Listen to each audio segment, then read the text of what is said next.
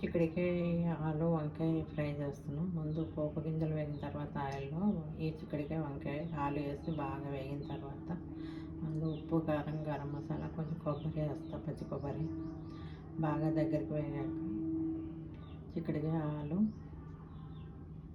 వంకాయ fry ready అవుతుంది.